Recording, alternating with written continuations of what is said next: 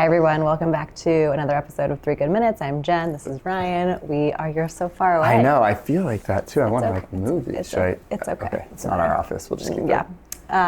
Should I stand? I don't No?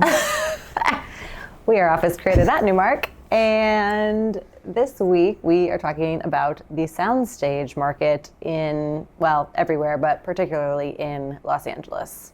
So Governor Newsom is the governor of California, came out a couple of weeks ago, and because he's realized what we realized probably a year ago, that the production industry in California and especially Los Angeles is down dramatically over the last several years since its height post-COVID. Not several years. It's only been 1 year, 2 years? A year. Okay. Over the last year, it's sort of trickled down pretty mightily because in part, you're the expert in this, but I think in part because so many states realize that they could offer tax incentives and a lower cost of production and make it much more beneficial for all of the major studios to produce shows, movies, anything outside of California. Yes, that's right? correct. So we were touring with a client at one of the lots in Burbank last week, and a great client we love dearly.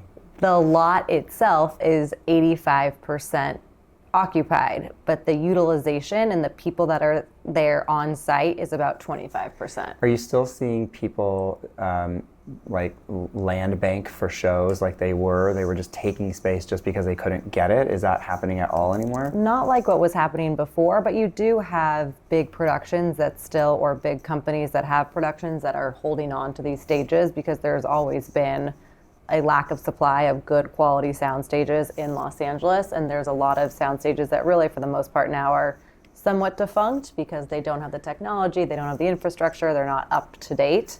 So the supply of sound stages is still relatively small. But I think that proves the point, right? If it's 85% leased, they only have one sound stage available, which is one of the smaller stages, which is only 5,000 feet.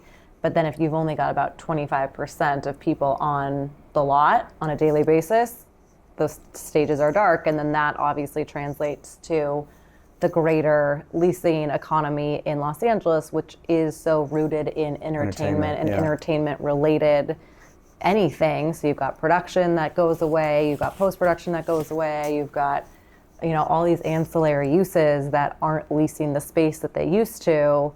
And it really has had a really big impact on why the LA market overall continues to be somewhat sluggish. So for those of you that don't know, Jen truly is an expert on sound stages, studios, production. It is very much her world. She knows it inside and out, far better than I do. What does the future look like then? Like, does Governor Newsom's announcement do anything? And are production companies, I mean, I know you're with a major client last week. Are they taking more space because now it's sort of in the doldrums, so you can get it now for less and it's available? Or are they saying, we're just going to produce in states like New Jersey or countries like Canada or other places that are just so much less expensive and offering tax incentives? No, it seems like for the most part, the major operators here are just kind of in a wait and see approach. So if the incentives come through and if it does start to kind of make more sense to film here, people filming will come back because talent, for the most part, to generalize, much of which lives in LA. And so if you can have, your talent be where you're filming, that's easier. But I think the other thing to think about is like the movie star that used to exist is kind of gone away as we know it. So anybody can be a star. So you don't have, like thank you TikTok, is that what you're saying? Yeah, so you don't have this, the celebrities that live in Beverly Hills that want to just go over the hill to Burbank and be on set. You've got people all over the country that are stars now. So that's also changing the way entertainment works and kind of the future of how media is produced. How high is your celebrity visibility right now, would you say? If you're walking down the street, like, do you know these celebrities? When you're flipping through People magazine, when you go to where you had dinner last night, and do you know celebrities anymore, or would you say you're out of touch? Wow, am I out of touch? That seems insulting. No, it's not insulting. Like, I mean, I recognize the big ones, but I'm not the best at recognition. I'm not. I'm off topic. What So where are we then sort of like 3 to 5 years from now? Is there any sense of like, what are people saying? I mean, you work with some major studios. What are they saying?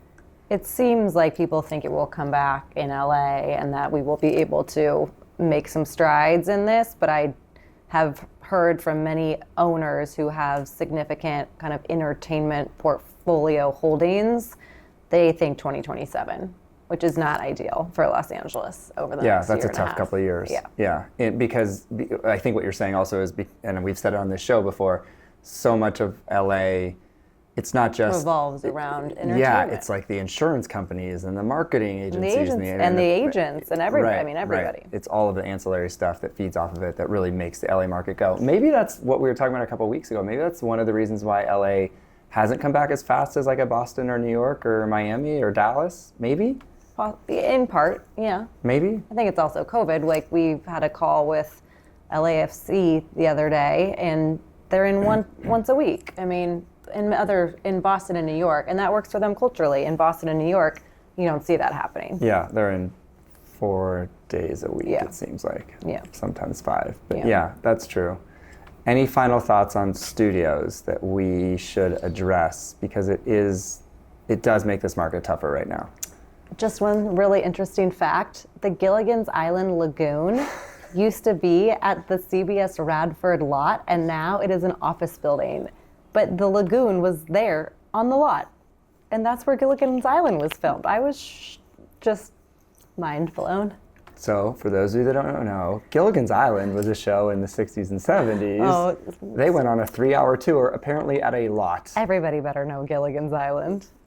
Oh, we're still there? You think so? I hope so. Okay, all right. I hope so too, but it's not on reruns anymore that I know. Maybe it is. Who watches network TV? Wow, well, Nick at Night. Nick at Night, right? Wasn't that it back in the day? Yeah, back in the day.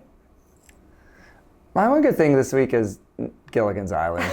I think I saw every episode ever. That and a 3-hour tour. Yeah, a 3-hour tour. And Saved by the Bell. Yeah. I mean, these were classics for millennials. Do yourself a favor. Go on whatever medium you watch TV.